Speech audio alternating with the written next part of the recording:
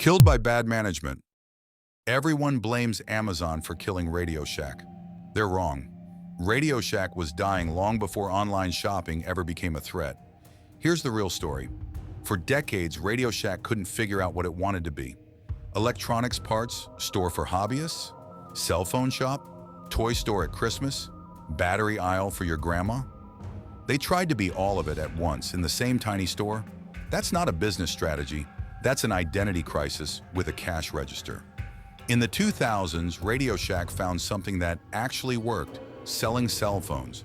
They struck an exclusive deal with Sprint, and for a while, phone sales carried the entire company on their back. Great, right? Except leaning your whole business on one partner is like building your house on someone else's foundation. When that Sprint deal fell apart, the floor basically disappeared. Meanwhile, management kept making it worse. They loaded the company up with debt. That's borrowed money that has to be paid back with interest, no matter how bad sales are. While store leases kept piling up. Thousands of stores, many in dying malls, all needing rent paid whether customers showed up or not. By 2015, RadioShack filed for Chapter 11 bankruptcy. That's a legal process where a company reorganizes its debts, not necessarily shuts down. They closed about 1,700 stores and sold the rest to a hedge fund that paired them up with Sprint kiosks. Cute idea. Didn't fix the core problem. Nobody had a reason to walk into a RadioShack anymore.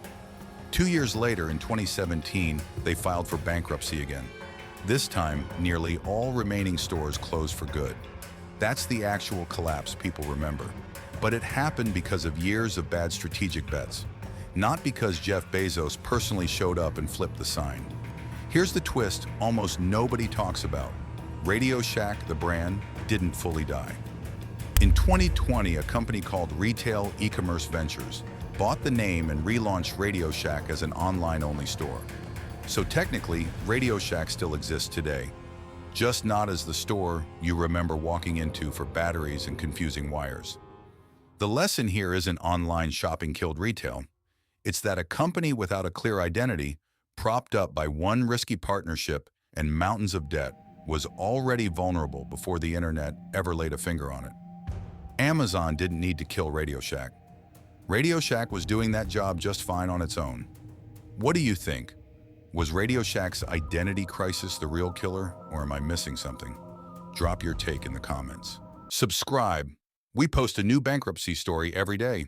Which company's collapse do you want to see next? Write it in the comments.